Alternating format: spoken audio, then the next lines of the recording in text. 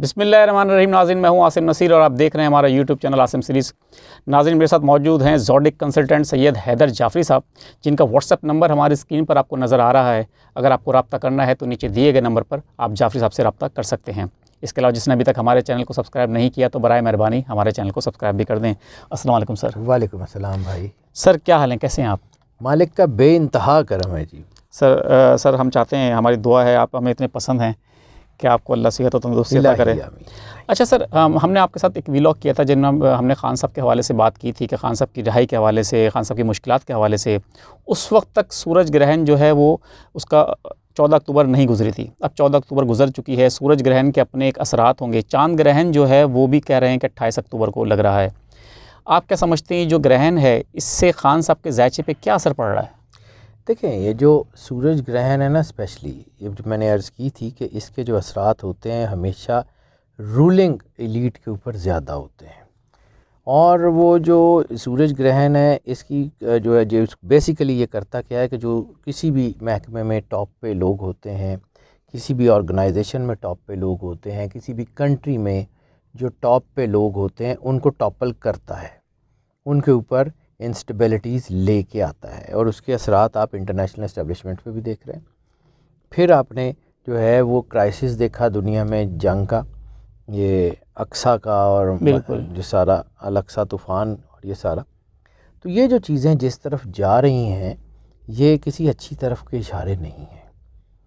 और अब अगर 28 की बात कर लें, 28 के ग्रहण की, तो ख़ास तौर पे एक चीज़ मैं आपको बताना चाह रहा हूँ कि ग्रहण के असरात 14 दिन पहले से शुरू होते हैं और 14 दिन बाद तक रहते हैं।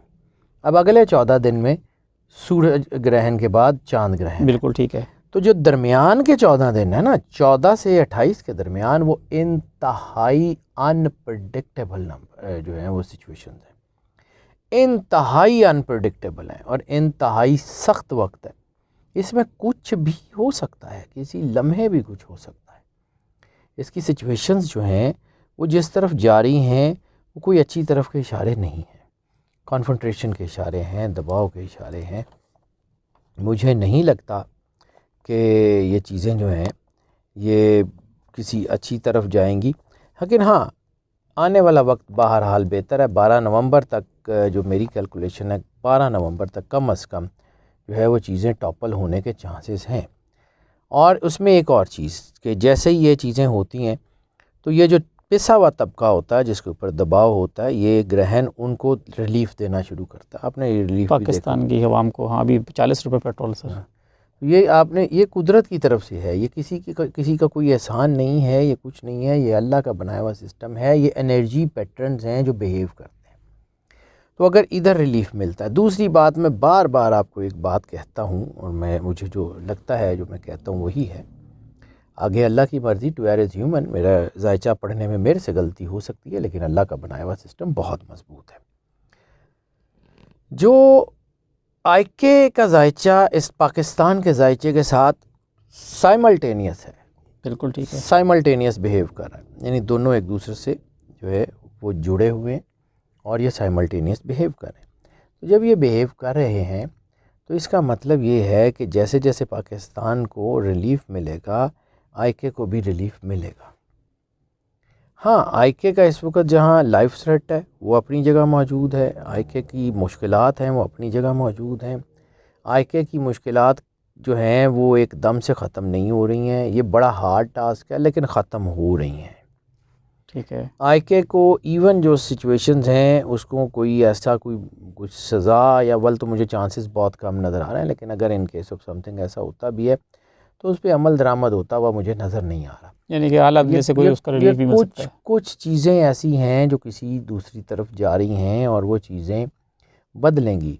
और ये जो कॉन्फ्रंट्रेशन की मैंने बात की है, ये कॉन्फ्रंट्रेशन एरप्शन की तरफ भी जा सकती है। ठीक है। और अगर ये कोई ऐसा कोई लावा फटता है तो वो मुश्किलात ना सिर्फ जो है वो आवाम के लिए पैदा करेगा, बल्कि जो है वो हुक्मरान तबके के लिए भी मुश्किलात पैदा कर सकता है। और उसकी सिचुएशंस जो हैं वो उसी तरफ जा रही हैं और उसके आदाद उसी तरफ जा रहे हैं कि जो आपको दबाव में ला सकते हैं। अच्छा सर, आपने कहा कि 14 अक्टूबर के बाद से लेकर 28 अक्टूबर 14 दिन बड़े इंपॉर्टेंट हैं कि उसका असरात रहते हैं। अनप्रेडिक्टेबल सिचुएशन है पाकिस्तान के अंदर, हो सकती है आपको। नवाज शरीफ साहब की वतन वापसी के हवाले से भी कह रहे हैं। वर्ल्ड वाइड भी अनप्रेडिक्टेबल सिचुएशन है। हाँ, नवाज शरीफ साहब देखें, नवाज शरीफ साहब का जो डेट बनती है ना, वो 21 बनती है। बिल्कुल, अक्टूबर 21 बिल्कुल सेंटर में आ रही है। मैंने जो जायचा देखा है, मैं बार बार यही बात कह रहा था और अभी भी मुझे लगता है कि ये डेट बदलने के चांसेस हैं, लेकिन चूँकि एनर्जी पैटर्न्स जो हैं वो अनप्रेडिक्टेबल बिहेव कर रहे हैं, तो हतमी जो है वो चीज़ें अभी नहीं कही जा सकती। लेकिन एक चीज़ ज़रूर है कि मुझे नवाज़ शरीफ साहब की हेल्थ के ऊपर शदीद तरीन क्वेश्चन मार्क्स नज़र आ रहे हैं। मुझे नवाज़ शरीफ साहब की सिक्योरिटी पे शदीद तरीन क्वेश्चंस नज़र आ रहे हैं जो उनके आदाद हैं। और जितना कि मुझे जायचे का आइडिया है, ये नहीं कहता कि मुझे को बहुत ज़्यादा पता है, मैंने कभी क्लेम नहीं किया। जाहिर सी बात है, अगर मैंने चीज़ों का क्लेम नहीं किया तो हो या ना हो, मेरे उसमें मुझे तो उसमें मैंने तो अल्लाह का बनाया हुआ सिस्टम पढ़ता हूँ और उसके मुताबिक बता देता हूँ। तो मुझे ये लगता है कि अव्वल तो नवाज शरीफ साहब अभी भी ग्राउंड रियलिटीज़ अपनी जगह, अभी भी मुझे लगता है कि शायद वो जो है ये डेट चेंज हो जाए, क्योंकि उसके चांसेस ज़रूर हैं, मैं उसको निगेट नहीं कर सकता। लेकिन मुझे लगता है कि अगर वो आ जाते हैं तो फिर उनकी हेल्थ और उनकी सिक्योरिटी जो है उसके ऊपर क्वेश्चन मार्क्स लाजमी होंगे। और वो क्योंकि एक चीज़ नवाज शरीफ साहब का ये जो अभी का टाइम बन रहा है ना, उसमें उनको अपना होमलैंड सपोर्ट नहीं करा। वो जिनके साथ जो भी उनका कोई हो, कुछ चीज़ें हों, कोई भी हो, इस वक्त होमलैंड की एनर्जी उनको सपोर्ट नहीं कर रही। बिल्कुल ठीक है। अच्छा सर, हमने सुना था जब खान साहब की अटक जेल में वो कैद थे कि काफ़ी शदीद मुश्किलात हैं वहाँ पे, ए क्लास नहीं है, और जबकि वो एक प्राइम मिनिस्टर रह चुके, उनको ए क्लास मिलनी चाहिए। अडियाला शिफ्ट हो गए, लोगों ने कहा जी रिलीफ मिल जाएगा, ए क्लास मिल जाएगी, उसमें 2 कमरे मिल जाएंगे, वॉटएवर, बहुत कुछ जो ए क्लास कैदी को फैसिलिटी मिलती है। बट हमने देखा कि ऐसा नामुमकिन, मतलब ऐसा मुमकिन ना हो सका। अब जो है उनको सुना है कि चलने फिरने के लिए भी मुश्किलात का सामना है, उनकी सेहत को भी शदीद ख़तरात हैं, कमज़ोर सुना है वो हो गए थोड़े। गो के बहनों ने कहा है कि वो स्मार्ट हो गए हैं, हमारे लिए वो मोटा नहीं आदमी हमें पसंद, एक स्मार्ट आदमी पसंद है खान साहब, लेकिन चलने फिरने भी उनको नहीं दिया जा रहा। तो मुश्किलात लग ऐसे रहा है कि मज़ीद बढ़ गई हैं। अटक में तो शायद, अटक जेल में तो फिर भी उनको चलने फिरने दिया जा रहा था, यहाँ पर वो भी नहीं है, अब एक छोटे सेल में रखा गया है। तो ये मुश्किलात आप क्या देख रहे हैं, कब तक कम होंगी? आईके की मुश्किलात जो हैं वो ख़त्म हो जाएंगी और जल्दी हो जाएंगी, आई एम कन्विंस्ड। देखें, करना मैंने नहीं है, करना अल्लाह ने है। जो उसका बनाया हुआ सिस्टम है उसी ने करना है, उसी के हाथ में है। जो वो करता है वो बेहतरीन करता है। आईके की जो एनर्जी है वो बहुत स्ट्रॉन्ग है। मैंने पहले भी अर्ज़ की कि आईके का रिहाई का या आईके का तरक्की का रास्ता इतना आसान नहीं है। लेकिन ये बात क्लियर है कि he is coming out and he is going to be the premier of Pakistan. मुझे उनकी प्रीमियरशिप के जो हैं वो आदाद बड़े क्लियर कट नज़र आ रहे हैं। हाँ, कुछ चीज़ें इस वक्त जो हैं वो ऐसी हैं कि ये थोड़ा सा दबाव ले सकती हैं, कोई इसमें रुकावट आ सकती है, लेकिन इसका ये मतलब नहीं है कि ऐसा होगा नहीं, ऐसा ज़रूर होगा।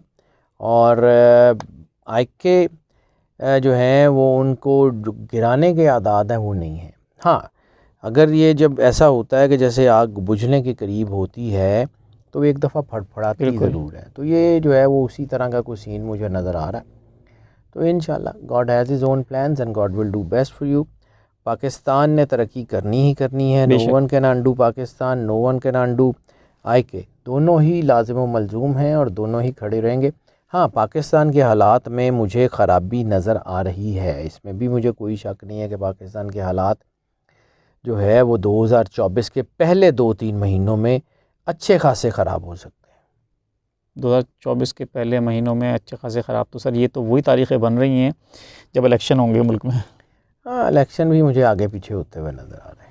चलें, लेकिन इतने ज़्यादा आगे नहीं होंगे, लेकिन हो सकता है कि चीज़ें ख़राब हों। अच्छा सर, अपने आदात की बात की, आपको इल्मुल आदात पे खासी महारत हासिल है, तो आईके का जो पहले कैदी नंबर 804 था, अब कैदी नंबर 943 है, तो इन दोनों में आप क्या समझते हैं आदात के हिसाब से कि कौन सा उनको सूट करता है ज़्यादा बेहतर? 804 था 12 जी, कैदी नंबर 804 12 बनता है। 804 12 3 था बिल्कुल। और 943 है 7, बिल्कुल 7 क्रिएटिविटी का है। बिल्कुल 804 जो है वो रूहानी मदद का था, सपोर्ट का था, स्ट्रेंथ का था। और ये जो 7 नंबर है ये क्रिएटिविटी का है। यहाँ से रास्ता निकलेगा ही निकलेगा, कोई दुनिया की ताकत अंडू नहीं कर सकती। यानी वो पहुँचे ही इसलिए हैं कि वहाँ से ये बाहर आएंगे। मुझे लगता है कोई ना कोई रास्ता ज़रूर निकलेगा। मैं देखें हतमी बातें इसलिए नहीं कर सकता, बड़ी सीधी सी बात है। मुझे इस बात में भी कोई वो नहीं है कि मैं जी कोई, मेरी मर्ज़ी से तो कुछ होना नहीं।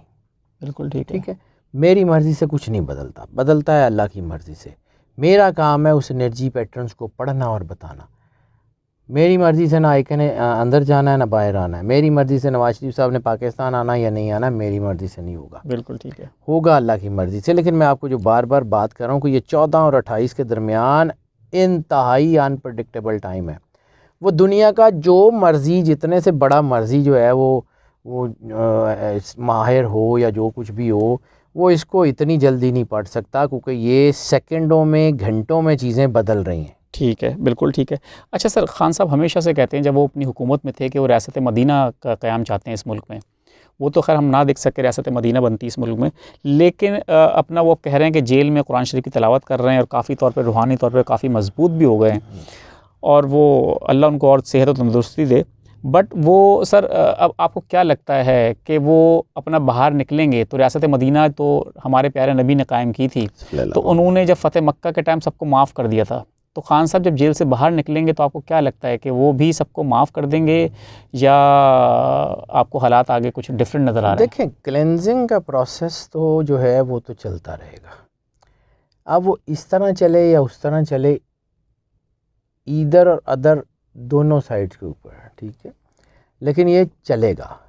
इस वक्त भी जो चल रहा है ये क्लेंजिंग का प्रोसेस है। इस वक्त भी जो चीज़ हो रही है that is the cleansing process.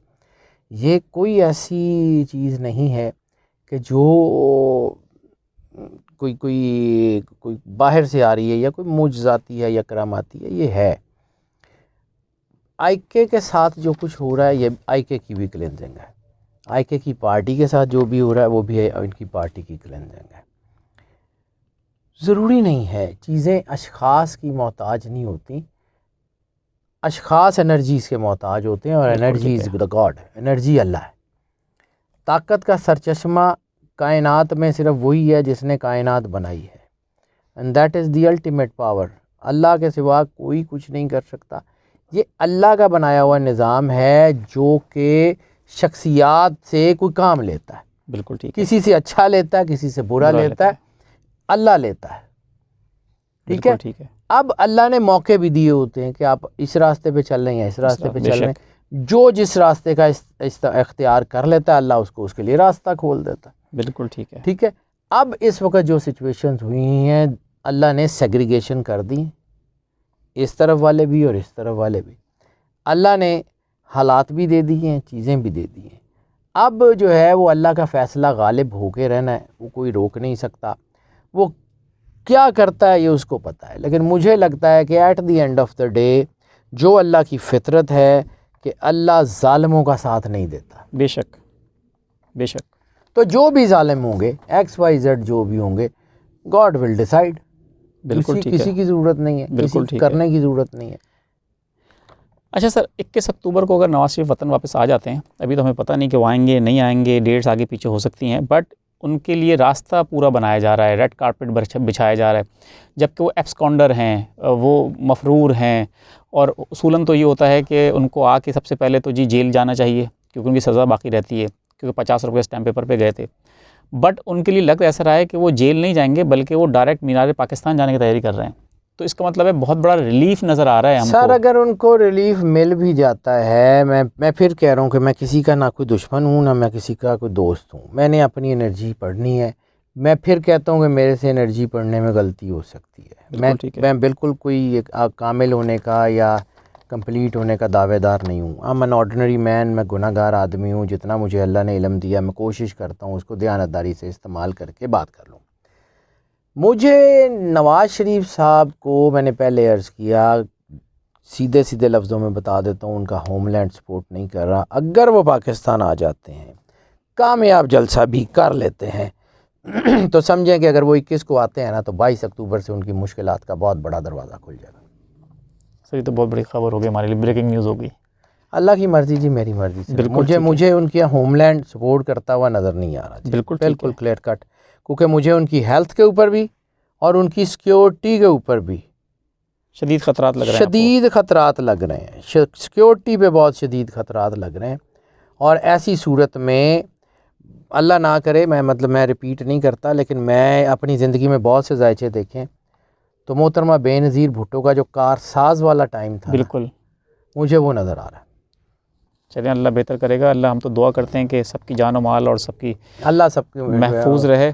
इलाही आखिर हमारा एक सवाल है कि खान साहब की आपने कहा कि ट्रेनिंग हो रही है, एक तरबियत हो रही है, बहुत सारे लोग कहते हैं कि जेल में उनकी तरबियत हो रही है। बिलाल भुट्टो ने भी कहा कि सियासी कैदी जब तक सियासी लीडर कैद में नहीं जाए उसकी तरबियत नहीं होती। सर लेकिन बहुत ही सख्त ट्रेनिंग हो रही है। अल्लाह ने काम भी तो बड़ा लेना है ना। अच्छा, आप क्या समझते हैं कि जिसने कोई बड़ा ओहदा हासिल करना हो उसकी ट्रेनिंग भी तो अच्छी होगी। आप क्या समझते हैं कि जिसने डॉक्टरेट करनी हो उसका थीसिस जो है वो क्लास 1 के बच्चे जैसा तो नहीं होगा। बिल्कुल सही बात है, बिल्कुल सही बात है, बिल्कुल ठीक बात है। सर बहुत बहुत शुक्रिया हमें वक्त देने के लिए। आखिर में कोई एक छोटा सा प्यारा सा मैसेज देना चाहें अगर हमारे नाज़रीन को। सर मैसेज सिर्फ़ और सिर्फ इतना है कि कायनात में सिर्फ़ एक ज़ात है अल्लाह की, और कायनात में सबसे जो बड़ी ज़ात है वो है वारिस दीन अल्लाह, सरकार ख़त्मी है मरतबत सरवर अंबिया सल्लल्लाहु अलैहि वसल्लम, और रसूल अल्लाह सल्लल्लाहु अलैहि वसल्लम और उनके घर से वफ़ादारी ही कायनात में सबसे बड़ी ताकत है। अगर आप वो हैं तो आपको कोई चीज़ परवाह करने की ज़रूरत नहीं है, ज़मीन आसमान आपके लिए रास्ता बनाएंगे। और अगर आप रिसालत माप के वफ़ादारों में से नहीं हैं तो फिर जो भी कर लें, यहाँ कामयाबी तो शायद मिल जाए, अगले जहान में पेश तो उन्हीं के सामने होना। सर बहुत बहुत शुक्रिया हमें वक्त देने के लिए। नाज़रीन इसी खूबसूरत से एक मैसेज के साथ हमारे व्लॉग का आज इख्तिताम होता है। मुझे और हैदर जाफ़री साहब को दें इजाज़त। मुस्कुराएं, प्यार बाँटें और अपने आसपास के लोगों का ख्याल रखें। खुदा हाफिज़।